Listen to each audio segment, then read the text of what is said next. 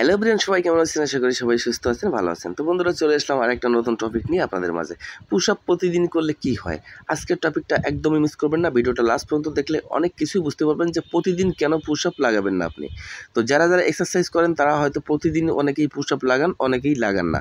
তো বন্ধুরা, ভিডিওটা লাস্ট পর্যন্ত দেখবেন এবং চ্যানেলটা সাবস্ক্রাইব করতে ভুলবেন না। তো বন্ধুরা, চলে যাব আমরা ভিডিওতে। দেখেন, এখানে পুশ আপ লাগানো হচ্ছে। তো কী নিয়মে আপনি পুশ আপ লাগাবেন এবং প্রতিদিন পুশ আপ লাগানো যাবে না কেন? তো দেখেন বন্ধুরা, আমাদের প্রতিদিন যখন আমরা ব্যায়াম করি তখন কিন্তু আমরা একটা রুটিন নিয়ে ব্যায়াম করি। মানে প্রত্যেকটা ব্যায়ামের পিছনে একটা সায়েন্স থাকে। এই সায়েন্সটা ফলো করেই কিন্তু আমরা যারা ব্যায়াম করি তো তাদের বডিটা ঠিকঠাক থাকে। আর পুশ আপ কত প্রকার দেখেন। পুশ আপ কিন্তু অনেক প্রকারই হয়।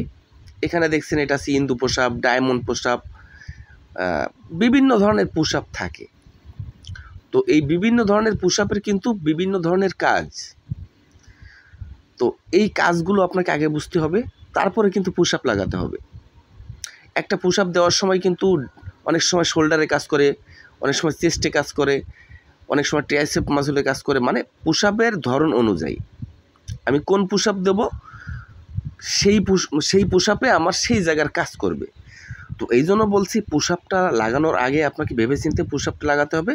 পুশ আপ এক্সারসাইজের দুনিয়ায় একটা কমন এক্সারসাইজ এবং একটা বেস্ট এক্সারসাইজ। তো আপনি যদি পুশ আপ লাগানোর নিয়ম না জানেন তো আপনি পুশ আপ দিবেন না, মানে প্রতিদিন দিবেন না। এমনি মাঝে মাঝে দিতে পারেন, সেটা আলাদা বিষয়।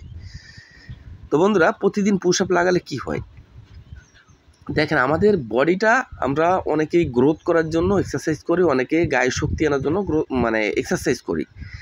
তো আমাদের যদি গায়ে শরীরে গ্রোথ আনার জন্য আমরা এক্সারসাইজ করি তাহলে আমাকে সেইভাবেই এক্সারসাইজ করতে হবে। এখানে দেখেন ডায়মন্ড পুশ আপ। এই ডায়মন্ড পুশ আপে কিন্তু আমাদের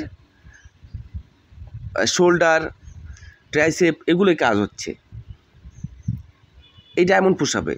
এরকম বিভিন্ন ধরনের পুশ আপে বিভিন্ন জায়গায় কাজ হয়। তো যাই হোক, যে কথা বলছিলাম, আমাদের শরীরে যে গ্রোথ করার জন্য আমরা এক্সারসাইজ করি, তো আমাদের এক্সারসাইজে আমাদের বলা আছে যে একই ব্যায়াম প্রতিদিন করা যাবে না।